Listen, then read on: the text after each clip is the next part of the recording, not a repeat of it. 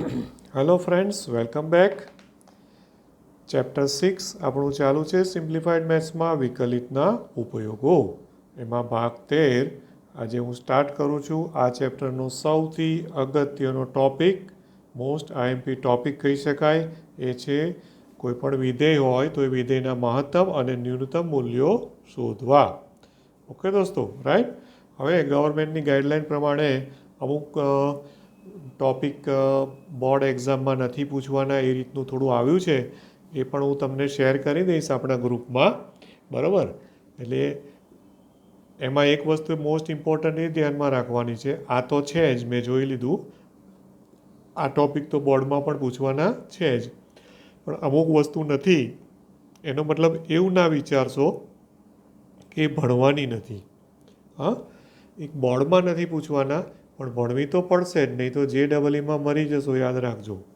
JEE માટેનું આ ગવર્મેન્ટનું guideline નથી. આ ગાઈડલાઇન આપી છે કોના માટે છે દોસ્તો? બોર્ડ એક્ઝામ માટે. તમારે કેટલું પ્રિપેર કરવાનું અને કેટલું નહીં કરવાનું એની વાત કરેલી છે. ઓકે, એટલે એ હું તમને શેર કરું અને ખુશ ના થઈ જશો કે ઘણું બધું ઓછું થઈ ગયું. હા, નો ડાઉટ બોર્ડ એક્ઝામ માટે તમને ફરક પડશે, પણ પછી એને તમે ધ્યાન જ નહીં આપો તો JEE મરી જશો, બરાબર, યાદ રાખજો. હા, ચાલો હવે આજનો આ ટોપિક છે, જેને ઇંગ્લિશમાં છે ને મહત્તમને મેક્સિમમ નથી બોલતા, ન્યૂનતમને મિનિમમ નથી બોલતા. હા, એનો મેથેમેટિકલી એ લોકો મેક્સિમા એન્ડ મિનિમા આવો શબ્દ વાપરે છે. Maxima and minima of the functions અથવા તો ઓફ ધ કર્વ્સ, વક્રો. વક્ર એટલે કર્વ, બરાબર. એટલે મહત્તમ અને ન્યૂનતમ મૂલ્યો, જેને મેક્સિમા અને મિનિમા આવો શબ્દ તમને વંચાશે કોઈ રેફરન્સ બુકમાં તમે જોતા હશો તો. ઓકે, હવે આ પર્ટિક્યુલર ટોપિક જે છે એની અંદર તમારે કેટલા શબ્દો એટલે કે કેટલી સમજૂતી ધ્યાનમાં રાખવી પડશે એ તમને કહી દઉં. આની અંદર તમારે ટોટલ આટલી વસ્તુ શીખવાની આવશે. એક તો એક શબ્દ આવો આવશે, નિર્ણાયક બિંદુ. ઓકે, આ એક શબ્દ આવશે, નિર્ણાયક બિંદુ. નિર્ણાયક બિંદુ એટલે કે એવા બિંદુઓ કે જ્યાં આગળ વિધેય મહત્તમ મૂલ્ય પ્રાપ્ત કરતું હોય કે ન્યૂનતમ મૂલ્ય પ્રાપ્ત કરતું હોય, એને નિર્ણાયક બિંદુઓ કહેવાય, બરાબર. અથવા એને ઇંગ્લિશમાં પણ એનું કંઈક નામ છે, અત્યારે મને એકચ્યુઅલી યાદ નથી આવતું. નિર્ણાયક બિંદુ માટે આમ તો ડિસાઇસિવ પોઈન્ટ, પણ મેથેમેટિક્સમાં ડિસાઇસિવ પોઈન્ટ નથી કહેતા, એના માટે કંઈ અલગ શબ્દ છે, યાદ આવશે તો હું તમને કહી દઈશ. ત્યાર પછી બીજો શબ્દ તમારે આમાં જે શીખવાનો આવશે એ છે સ્થાનીય મહત્તમ. આવો શબ્દ આવશે, સ્થાનીય મહત્તમ. ઓકે, ત્રીજો શબ્દ આમાં આવશે, તમારે શીખવાનો આવશે, એ છે સ્થાનીય ન્યૂનતમ. ઓકે, ત્યાર પછી તમારે બીજો એક શબ્દ આમાં શીખવાનો આવશે, એ આવશે વૈશ્વિક મહત્તમ. અને ફરી પાછો હજુ એક શબ્દ આવશે, એને કહેવાય છે વૈશ્વિક ન્યૂનતમ.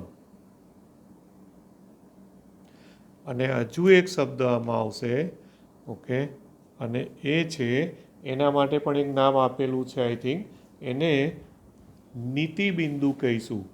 એના માટે એક શબ્દ પ્રયોગ છે ટેક્સ્ટ બુકમાં, એક મિનિટ જોઈ લઈએ. એના માટે કયો શબ્દ વાપરશે એ લોકો? નીતિ બિંદુ એવો શબ્દ આવશે, નીતિ. આઈ થિંક નીતિ બિંદુ જ કહેવામાં આવે છે, બરોબર, નીતિ બિંદુ જ છે, બરોબર. પોઈન્ટ ઓફ ઇન્ફ્લેક્શન એવું એનું નામ છે, બરોબર ને, રાઈટ. પોઈન્ટ ઓફ ઇન્ફ્લેક્શન, નીતિ બિંદુ. આટલા શબ્દો મેં જે લખ્યા ને, એ શબ્દો તમારે આ ટોપિકની અંદર શીખવાના છે, સમજવાના છે. આ સૌથી પહેલું સમજી લેજો. ઓકે, યાદ રાખી લેજો, રાઈટ. સ્થાનીય મહત્તમ, તો સ્થાનીય એટલે લોકલ, સ્થાનીય એટલે શું કહેવાશે? લોકલ. મહત્તમ એટલે મેક્સિમમ.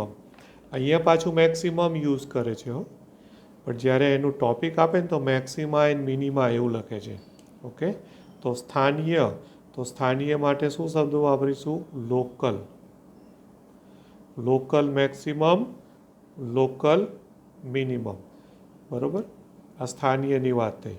પછી વૈશ્વિક, તો વૈશ્વિક માટે શબ્દ વાપરશે ગ્લોબલ. વૈશ્વિક માટે કયો શબ્દ આવશે ઇંગ્લિશમાં? ગ્લોબલ. ગ્લોબલ મેક્સિમમ અને ગ્લોબલ મિનિમમ.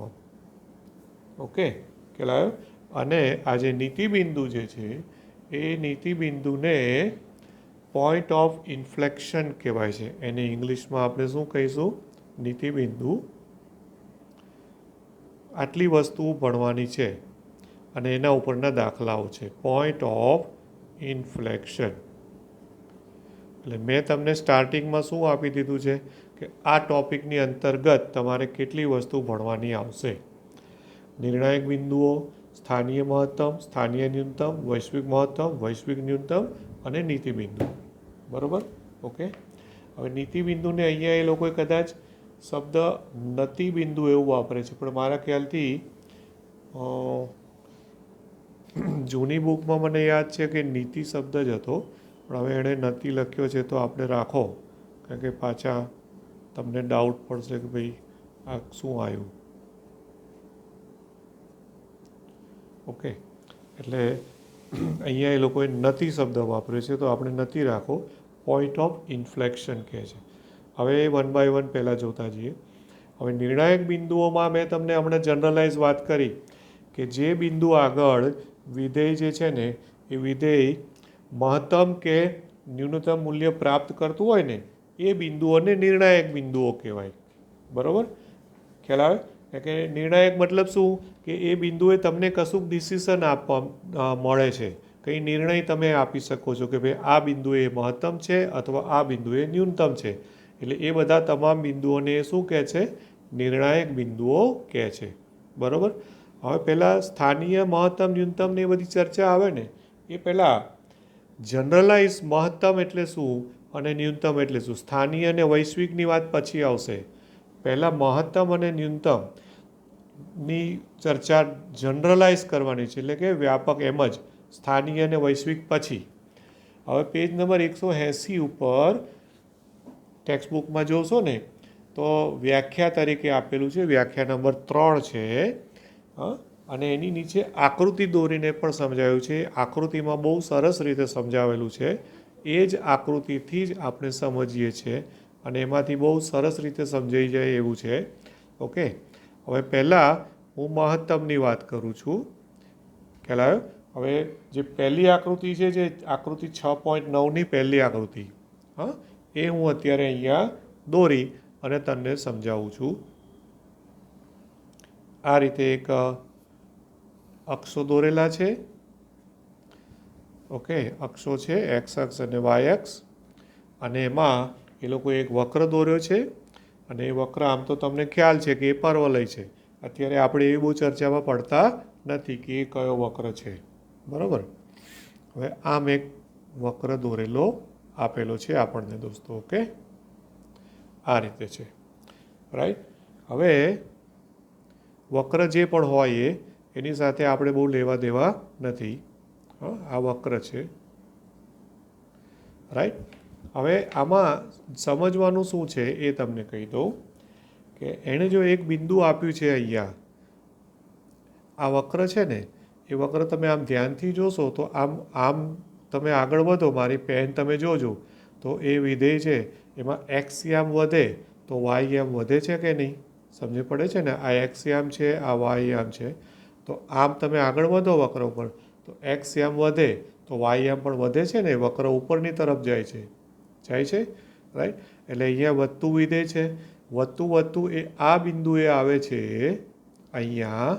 એ સમયે આ જે વક્ર છે અથવા તો આ જે વિધેય છે એણે કયું મૂલ્ય પ્રાપ્ત કર્યું કહેવાય દોસ્તો? મહત્તમ. એણે કયું મૂલ્ય પ્રાપ્ત કર્યું કહેવાય? મહત્તમ મૂલ્ય. હવે એ બિંદુને એમણે જે ટેક્સ્ટબુકમાં આપ્યો સંકેત આપ્યો છે એ જ પ્રમાણે હું સંકેત આપી દઉં છું. ઓકે, આ બિંદુ છે એ બિંદુને એણે શું નામ આપ્યું છે? સી. આ સી બિંદુ છે. ઓકે, અને એ સી બિંદુ અને વક્ર જે છે ને એ વક્રને તમે શું નામ આપશો? વક્ર એટલે હંમેશા y બરાબર fx કહેવાય. રાઈટ? તો તમે આ ઉગમ બિંદુ છે, તો આટલું લંબાઈ કેટલી થઈ? આ લંબાઈ કેટલી થઈ કહેવાય? સી થાય ને. તો પછી આ જે લેન્થ છે, આ લંબાઈ, એ લંબાઈ કેટલી થશે? આ જો એક્સ યામ સી હોય તો આ વાય યામ થાય કે નહીં? તો આ વાય યામનો આન્સર કેટલો આવે? એફ ઓફ સી આવે. મતલબ આ કેટલું થવાનું? એફ ઓફ સી છે. એફ ઓફ સી છે. બરાબર? ઓકે, હવે તમે એક વસ્તુ માર્ક કરો કે જે આ એફ ઓફ સીનું મૂલ્ય છે ને દોસ્તો, એ એફ ઓફ સીનું મૂલ્ય એ સિવાય તમે બીજે ગમે ત્યાં જો એ લોકોએ આ રીતે આમ ત્રુટક રેખાઓ દોરીને બતાવ્યું છે. આ બધા એકચ્યુઅલી અલગ અલગ વાય યામ હું દોરીને તમને બતાવું છું. હવે તમે એક વસ્તુ ઓબ્ઝર્વ કરો દોસ્તો કે આ મેં જેટલી આ ત્રુટક રેખાઓ દોરી છે એ બધી ત્રુટક રેખાઓ એ બધા વાય યામ દોર્યા છે. એ બધા વાય યામમાં સૌથી મોટો વાય યામ કયો છે? સૌથી મોટો વાય યામ કયો છે? આ એફ ઓફ સી છે. એનાથી મોટો કોઈ છે નથી. આ બધા જ ત્રુટક રેખાઓ બધા વાય યામ છે. એ બધામાં મોટા મોટો કયો છે? આ એફ ઓફ સી સૌથી મોટો છે. ખ્યાલ આવે છે કે નહીં? રાઈટ? હા. હવે જો આ આકૃતિ સમજાય હોય તો પેજ નંબર 180 ઉપરની વ્યાખ્યાની પહેલી વ્યાખ્યા જુઓ, એમાં 3 ટોપ મુદ્દા આપ્યા છે. હા, એમાંથી પહેલો એ જુઓ તો જો કોઈ સંખ્યા સી બિલોંગ્સ ટુ આઈ એવી મળે, અહીંયા એવું કીધું છે હા કે કોઈ સંખ્યા, એ સંખ્યા કઈ છે? સી છે. બરાબર? સી બિલોંગ્સ ટુ આઈ. આઈ એટલે એક ઇન્ટરવલ છે. સમજી લો કે અહીંયાથી આ જે એક લેખે છે, અહીંયા એક બિંદુ ગણી લો, આ બીજું બિંદુ ગણી લો. આવો એક ઇન્ટરવલ છે એવું માની લો. આ બિંદુને આ બિંદુ ગમે તે કોઈ બી એક ઇન્ટરવલ લઈ લો અને ઇન્ટરવલની વાત કરે છે, અથવા તો આ એક ડોટેડ વાળો આ આટલે સુધીનું ઇન્ટરવલ, કોઈ બી ઇન્ટરવલ ગણી લો. I for interval, that's all. Okay, એટલે આ એક અંતરાલ પર વ્યાખ્યાયિત વિધેય છે અને સી બિલોંગ્સ ટુ આઈ એવી મળે. હવે આકૃતિ જોજો અને વ્યાખ્યા જોજો. એવી મળે કે જેથી, એવી મળે કે જેથી for all x belongs to I, for all x belongs to I માટે, હવે આ આકૃતિ જુઓ અને હું શું લખું છું એ જુઓ. F of she is greater than or equal to F of x થાય. તો તમને દેખાય છે આ એફ ઓફ સી છે એ હંમેશા મોટું જ રહેવાનું છે ને. હા, બહુ તો શક્ય છે કે કદાચ અહીંયા આમ આ વક્ર દોર્યો એની બદલે સપોઝ કે થોડો આલેખ આમ સમક્ષિતિજ જતો હોય ને તો બીજું એવું સી જેવું બીજું બિંદુ મળે એટલે ઇક્વલ ટુ થઈ શકે, પણ એનાથી મોટું તો ના જ થાય. બરાબર? એટલે F of C greater than or equal to f x થાય. જો એવું થાય તો તમે શું કહેશો કે વિધેય એફ, તો વિધેય એફ એ અંતરાલ આઈમાં મહત્તમ મૂલ્ય ધરાવે છે. આવું કહેવાય છે. મહત્તમ મૂલ્ય ધરાવે છે. ઓકે, આ જનરલાઇઝ વ્યાખ્યા આપી મહત્તમ મૂલ્ય માટેની. ખ્યાલ આવે છે? હા. હવે સેમ એ જ રીતના તમે એ 6.9 આકૃતિની ત્રીજી આકૃતિ જુઓ. ઓકે, એની હવે તમે કઈ આકૃતિ જોશો? ત્રીજી. હવે જે ત્રીજી આકૃતિ છે દોસ્તો, હા, એને તમે ગ્રાફ શાંતિથી જુઓ. હવે તમને મારે વધારે નહીં સમજાવવું પડે. હવે તમને ઓટોમેટિક આઈડિયા આવશે કે એ લોકોએ કઈ રીતે વ્યાખ્યાને આકૃતિમાં સમજાવેલી છે. આ એક્સ અક્ષ છે, આ વાય અક્ષ છે. બરાબર? હવે એમાં પણ ગ્રાફમાં એ લોકોએ પરવલય જ દોર્યો છે એકચ્યુઅલી. તમે કોઈ બી વક્ર દોરી શકો, પણ અત્યારે સગવડતા ખાતર આપણે પણ પર્વલય દોરીએ છીએ આ રીતે, બરાબર છે. હવે એમાં તમે જુઓ કે તમારો અવલોકન શું કહે છે કે આ જે બિંદુ છે એને અહીંથી આમ લંબ જોઈન્ટ કરું, આ સી બિંદુ, અને આ જે લંબાઈ છે, ઓકે, આ લંબાઈ શું થવાની હવે? F of C. કેમ આ એફ ઓફ સી થવાની? બિકોઝ આપણે આ વક્રને શું નામ આપવાનું છે દોસ્તો? આ વક્ર છે તમારો એ વાય બરાબર શું છે? એફ એક્સ છે. આ વક્ર વાય બરાબર એફ એક્સ છે. તો જ્યારે એક્સ બરાબર સી હોય તો વાય બરાબર એફ ઓફ સી થાય ને? થશે ને? ઓકે. હવે આની આજુબાજુ હું બધી ત્રુટક રેખાઓ દોરું છું આ રીતે, જેમ ઉપરની આકૃતિમાં બતાવ્યું ને એમ જ. તો તમારું શું ઓબ્ઝર્વેશન છે કે આ બધી ત્રુટક રેખાઓ દોસ્તો એ એકચ્યુઅલમાં એ બધા વાયયામ છે, હે ને? એ બધા વાયયામની લંબાઈઓ છે, રાઈટ? હવે એ બધા જ વાયયામ જેટલા દોર્યા એ બધામાં નાનામાં નાનું કયું છે? ન્યૂનતમ કયું છે? આ એફ ઓફ સી છે એ ન્યૂનતમ દેખાય છે કે નહીં?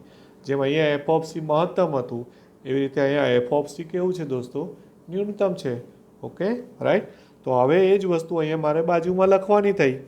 તો શું લખશો હવે અહીંયા? ફરી પાછું સેમ આ જ રીતે કે કોઈ સંખ્યા સી બિલોંગ્સ ટુ આઈ એવી મળે કે જેથી for all x belongs to I માટે. હવે અહીંયા greater than or equal to લખ્યું, એની બદલે શું થાય? F of c less than or equal to f x થાય, બરાબર છે?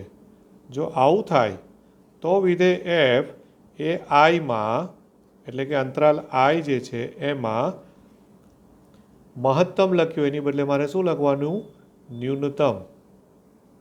ન્યૂનતમ મૂલ્ય ધરાવે છે. ઓકે. તો આ જનરલાઇઝ સમજૂતી અથવા તો વ્યાખ્યા આપી છે દોસ્તો. એમાં એ લોકોએ આમાં ક્યાંય વિકલનનો ઉપયોગ નથી, સાંભળી લેજો. અહીંયા મેં જેટલું સમજાયું આમાં ક્યાંય વિકલન આવ્યું નહીં. આ એક ભૌમિતિક રીતે સમજૂતી આપી છે કે કઈ રીતે મહત્તમ અને ન્યૂનતમ મૂલ્ય પ્રાપ્ત થાય અથવા તો શોધી શકાય, બરાબર ને? હવે આમાં સ્ટાર્ટિંગની અંદર આ જે લખ્યું છે એમાં શરૂઆતમાં આ આઈની વાત કરી છે. એમાં મેઇન પહેલું વિધેય એફ હું બોલી ગયો પણ લખ્યું નથી કે ધારો કે વિધેય એફ એ અંતરાલ આઈ પર વ્યાખ્યાયિત છે, એવું એણે સ્ટાર્ટિંગમાં આવું આપ્યું છે. ધારો કે વિધેય એફ એ અંતરાલ આઈ પર વ્યાખ્યાયિત છે. ઓકે, આવું એણે લખી નાખેલું છે સ્ટાર્ટિંગમાં, વ્યાખ્યાયિત છે. ઓકે, એટલે એ તમે સમજી શકો છો. આમ તો ટેક્સ્ટ બુક ખુલ્લી રાખીને ભણશો તો વાંધો આવે એવું નથી. હવે 6.9ની અંદર 3 આકૃતિ આપી છે, એમાંથી મેં પહેલી ને ત્રીજી લીધી, બીજી આકૃતિ નથી લીધી. પણ એકચ્યુઅલી એ પણ તમને મહત્તમ અને ન્યૂનતમ મૂલ્ય જ શીખવાડે છે દોસ્તો. હવે એમાં છે ને રેખા દોરેલી છે. એકચ્યુઅલી રેખા પણ આમ તો રેખાખંડ દોરેલો છે, રેખા ના કહેવાય પણ એ રેખાનો એક ભાગ દોરેલો છે. અને એમાં શું થયેલું છે કે એમાં બંને મૂલ્યો છે. એ જે આકૃતિ છે ને એ અત્યારે હું અહીંયા દોરતો નથી, પણ એમાં 1 આગળ આકૃતિમાં ટેક્સ્ટબુકમાં ધ્યાન આપજો કે એક્સ બરાબર 1 આગળ એ ન્યૂનતમ મૂલ્ય ધરાવે છે અને એક્સ બરાબર 4 આગળ મહત્તમ મૂલ્ય ધરાવે છે. એટલે એક જ ગ્રાફમાં મહત્તમ ને ન્યૂનતમ બંને આવ્યા. અહીંયા શું થયું? આ મહત્તમ મૂલ્ય છે, આમાં ન્યૂનતમ મૂલ્ય આપણને મળ્યું નથી, બરાબર છે? આપણે ખાલી મહત્તમ જ સમજ્યા, આમાં ન્યૂનતમ જ સમજ્યા, જ્યારે બીજી આકૃતિમાં એણે મહત્તમ ન્યૂનતમ બંને સમજાવેલા છે. ઓકે, આ જનરલાઇઝ સમજૂતી છે. હજુ આપણે વિકલનમાં ગયા નથી દોસ્તો, સાંભળી લેજો, ફરી વાર કહું છું. Okay, right. હવે ઉદાહરણ 26, 27 અને 28 આ 3 ઉદાહરણો છે દોસ્તો. એ ત્રણેય ઉદાહરણમાં ક્યાંય વિકલન નથી. ઉદાહરણ 26, 27 અને 28 એ ત્રણેય ઉદાહરણો આ ઇમ્પોર્ટન્ટ ઉદાહરણો છે. આવું લખું છું, અગત્યના છે. અગત્યના છે એનું કારણ શું છે? કારણ કે એ ત્રણેયમાં તમને જોશો ને તો એનું રીઝન છે ટેક્સ્ટબુકમાં ધ્યાન આપજો. ઉદાહરણ 26 છે એમાં એણે પરવલય આપ્યો છે. ઉદાહરણ 26 એમાં વાય એટલે એફએક્સ કહેવાય. એફએક્સ બરાબર એક્સ સ્ક્વેર એક પરવલય આપ્યો છે. હવે એમાં પ્રશ્ન શું પૂછ્યો છે કે આના મહત્તમ તથા ન્યૂનતમ મૂલ્યો હોય તો તે શોધો. હવે આ દાખલામાં ક્યાંય વિકલન છે જ નહીં દોસ્તો. વાય બરાબર એક્સ સ્ક્વેર એણે દોરેલું છે, જો આ રીતે દોરેલું છે. હવે આકૃતિ બધું 11મા ધોરણમાં તમે શીખેલા છો, તમને ખબર હોવી જોઈએ. આ આપણું પરવલય છે, એક્સ અક્ષ વાય અક્ષ, આ ઉગમ બિંદુ એટલે કે 0 0. બરાબર ને? હવે આનું મહત્તમ અને ન્યૂનતમ મૂલ્ય શોધો એવું કીધું છે. હવે આમાં તમે જુઓ કે એક્સની કિંમત કંઈ પણ મૂકો, એફએક્સ ઇઝ ઇક્વલ ટુ શું છે, એક્સ સ્ક્વેર છે, તો એનું મૂલ્ય હંમેશા greater than or equal to 0 for all x belongs to R. થાય કે ના થાય? કેમ? કારણ કે સ્ક્વેર છે. એફએક્સ બરાબર શું છે દોસ્તો? એક્સ સ્ક્વેર છે, એટલા માટે. રાઈટ? તો એનો મતલબ શું થયો કે એફએક્સનું મૂલ્ય એટલે કે આ જે વક્ર છે એનું કિંમત કેવી છે? 0 અથવા 0 કરતાં મોટી. માટે તમે ન્યૂનતમ મૂલ્ય શું કહી શકો? 0 કહી શકો કે નહીં? માટે એફએક્સ બરાબર એક્સ સ્ક્વેર છે, એનું ન્યૂનતમ મૂલ્ય કયું થયું? હા, એનું ન્યૂનતમ મૂલ્ય શું આવ્યું? એફએક્સ બરાબર 0 આવ્યું કે નહીં? નું ન્યૂનતમ મૂલ્ય કેટલું થયું? 0 અથવા 0થી મોટું એટલે 0 થાય કે નહીં? બરાબર ને? ઓકે. અને જે કયા બિંદુ આગળ મળે છે? તો કે એક્સ બરાબર 0 આગળ જ મળે છે ને. આ રહ્યું, જો આકૃતિમાં જુઓ તો એક્સ બરાબર 0 મૂકશો તો એફ ઓફ 0 બરાબર 0 મળશે. બરાબર ને? ઓકે. હા, કારણ કે એફ ઓફ 0 બરાબર 0 બહુ ક્લિયર વસ્તુ છે. આ રહ્યું બિંદુ. હવે આમાં મહત્તમની વાત કરો. એને રકમમાં એવું કીધું છે કે ન્યૂનતમ અને મહત્તમ મૂલ્યો હોય તો તે શોધો. હોય તો. હોય તોનો મતલબ શું? ના પણ હોય, જરૂર નથી કે હોય જ. ઓકે. તો હવે એમણે અહીંયા જો સમજાયું છે કે જોઈ શકાય છે કે એફને મહત્તમ મૂલ્ય નથી. આવું કઈ રીતે કહી દીધું એણે? કારણ કે તમે એક વસ્તુ માર્ક કરો કે આ ગ્રાફ છે એમાં આમ એક્સ આમ વધે તો બી આ ગ્રાફ તો ઉપર એટલે એનું તો મૂલ્ય વધે જ જવાનું. આનો કોઈ અંત ખરો? આ એરોનો મતલબ શું છે કે આ ગ્રાફ છે આ બાજુ ને આ બાજુ, એટલે એનું કોઈ મહત્તમ મૂલ્ય મળવાનું છે? એનું કોઈ એન્ડ છે જ નહીં. ન્યૂનતમ મૂલ્ય તો થયું, આ રહ્યું. બરાબર ને?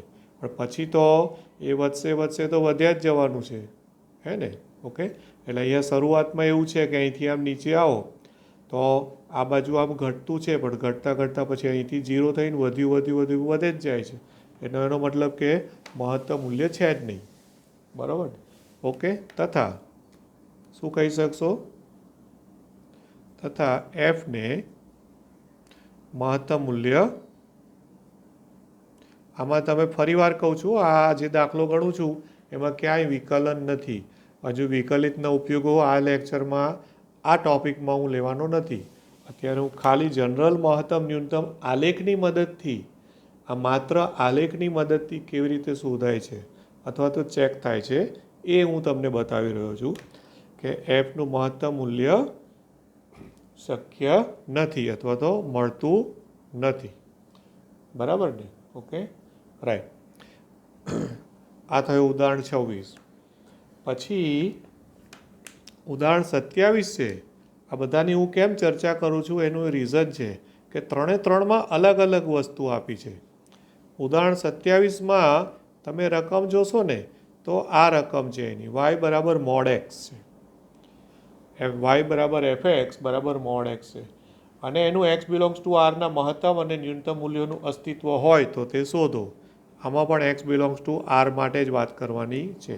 હવે તમને યાદ હોવું જોઈએ અથવા તો ખબર હોવી જોઈએ દોસ્તો કે માનાંક વિધેયનો આલેખ તમે દોરો તો એ કિરણ યુગ્મ બને છે. કિરણ યુગ્મ મતલબ બે કિરણોનો યોગગણ બને છે. જો એક કિરણ આ બાજુ જશે, એક કિરણ આ બાજુ જશે, એક્ઝેક્ટલી એક્સ અક્ષની સાથે 45°નો ખૂણો બનાવે. એ રીતના જ બે કિરણો ટેક્સ્ટબુકમાં તમને આકૃતિમાં જોવા મળશે. ઓકે, એકચ્યુઅલમાં આ વાયને માનાંક છોડો તો વાય બરાબર શું થાય? +or-x થાય કે નહીં? માનાંક દૂર કરો તો y +or-x થાય ને. તો આ બાજુનું કિરણ છે એ y બરાબર x બતાવે છે અને આ બાજુનું કિરણ છે એ y બરાબર -x બતાવે છે. બરાબર? ઓકે, હવે એક વસ્તુ અહીંયા ઓબ્ઝર્વ એ કરવાની છે દોસ્તો આમાં, કે આ જે y બરાબર -x છે ને, આ વિધેય એ તમને ચેક કરવું હોય તો આપણે વિકલનીયતા અને બધા દાખલાઓ સાતત્ય અને વિકલનમાં જોયા છે. એ પ્રમાણે આનું વિકલનીયતા ચેક કરજો તો x બરાબર 0 આગળ વિકલનીય નથી. વિકલનીય નથી 0 આગળ. આનું ચેક કરશો ને, પેલું સૂત્ર કયું હતું વિકલનનું? f'0 વાળું, લિમિટ વાળું. Limit x tends to 0 fx - f0 upon x - 0. આ પાછું 5મું ચેપ્ટરનું છે, એક સ્ટાર્ટિંગ યાદ કરવાનું છે. એ પ્રમાણે અમે લખ્યું છે. રાઈટ? તો આ જે વ્યાખ્યા આપણે હમણાં જોઈ, એ વ્યાખ્યાની મદદથી જો વિધેય વિકલનીય ન હોય, એટલે કે આમાં 0 આગળ વિકલનીય નથી, તો હવે આમાં વિકલિતનો ઉપયોગ હું ના કરી શકું કારણ કે વિકલનીય જ નથી. છતાં આલેખની મદદથી તમે મહત્તમ કે ન્યૂનતમ મૂલ્ય જો ધરાવતું હોય તો શોધી શકો છો વિકલન વગર. કે આમાં તમે હવે જો માર્ક કરો કે અહીંયા તમે શું કહી શકશો ફરી પાછું કે fx =x છે અહીં. ઓકે, પરંતુ અહીં fx =x, તો ફરી પાછું એ greater than or equal to 0 કહેવાય કે નહીં? કારણ કે માનાંક તો તમે જાણો જ છો, માનાંકનું મૂલ્ય હંમેશા કેવું આવે? ધન આવે, બહુ તો 0 આવે. બરાબર કે નહીં? Right? For all x belongs to r, હે ને? ઓકે, તો એનો મતલબ ફરી પાછું આનું ન્યૂનતમ મૂલ્ય શું આવ્યું? 0 આવી ગયું કે નહીં? માટે fનું ન્યૂનતમ મૂલ્ય અથવા તો fx =x નું x બરાબર 0 આગળ ન્યૂનતમ મૂલ્ય આવ્યું. બરાબર? ન્યૂનતમ મૂલ્ય કેટલું છે? 0 છે. અને જે કયા બિંદુ આગળ મળે છે? x બરાબર 0 આગળ મળે છે. હવે આમાં પણ પાછું સેમ ઉપર પરવલય જેવું જ થાય છે કે આમાંય તે ન્યૂનતમ મૂલ્ય મળ્યું, પણ હવે આમાંય તમે જોશો ને તો મહત્તમ મૂલ્ય નથી મળવાનું કારણ કે આમાં આગળ કિરણ જયા જ કરવાનું છે. બરાબર છે? તથા એનું કોઈ મહત્તમ મૂલ્ય નથી. તથા એફને આરમાં કોઈ મહત્તમ મૂલ્ય નથી. ઓકે દોસ્તો, તો આ બધા દાખલાઓ છે ને એ ચર્ચામાં કેમ લીધા છે? આ જનરલી કદાચ શક્ય છે કે વિકલનના ઉપયોગોના આમાંથી મારે પૂછવાનું હોય તો બીજું આમાંથી ઘણું પૂછવા જેવું છે. આ હું પૂછું એવી શક્યતા કદાચ ઓછી તમને લાગે, પણ JEEમાં ક્યાં જશો? ખ્યાલ આવે ને? ત્યાં તો તમને ગમે તે ટોપિક ઉઠાવશે ને વિકલન નો ઉપયોગ વગર કંઈ ઉપયોગ કરવા. આ તમને ખબર હશે તો તમે કંઈક દોડાવશો ને બુદ્ધિ. બરાબર કે નહીં? એટલા માટે હું ચર્ચામાં લઈ રહ્યો છું. તો આ 26મો દાખલો હતો ને, એવું હતું કે એમાં x બરાબર 0 આગળ આ વિકલનીય છે. મતલબ આમાં વિકલનીય હતું અને ન્યૂનતમ મૂલ્ય મળ્યું. 27મા દાખલામાં x બરાબર 0 આગળ વિકલન નથી, છતાં ન્યૂનતમ મૂલ્ય મળ્યું. મહત્તમ તો બંનેમાં નથી મળ્યું. બરાબર? અને 28મો દાખલો જે છે એ હવે અત્યારે હું એકચ્યુઅલી ગણતો નથી, પણ 28મો દાખલો છે એની આકૃતિ અને તમે સમજો, ના સમજાય તો મને પૂછજો. ઉદાહરણ 28. અને એમાં એવું છે કે એમાં મહત્તમ અને ન્યૂનતમ બેમાંથી એક પણ મૂલ્ય મળતા નથી. મહત્તમ અને ન્યૂનતમ બંનેમાંથી એક પણ મૂલ્ય મળતા નથી દોસ્તો.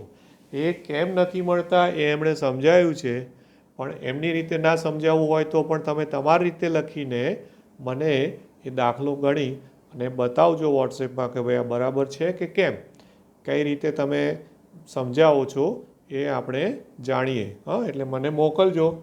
જેને પણ ઈચ્છા થાય કે ઉદાહરણ 28માં મહત્તમ અને ન્યૂનતમ મૂલ્ય કેમ નથી, એ આકૃતિ દોરીને કેવી રીતે સમજાવી શકાય છે, તો એ મને કહેજો. બરાબર? ઓકે. તો આજે આ મહત્તમ અને ન્યૂનતમ મૂલ્યમાં હું ખાલી એક જનરલાઇઝ ડિસ્કશન કરી અને આપણે સ્ટોપ કરીએ છીએ, અને પછી નેક્સ્ટ લેક્ચરમાં થોડુંક વધારે આગળ જઈશું અને એમાં હવે થોડુંક વિકલનનો ઉપયોગ કદાચ નેક્સ્ટ લેક્ચરમાં આપણે કરીશું. ઓકે દોસ્તો, so thank you very much. Have a nice day.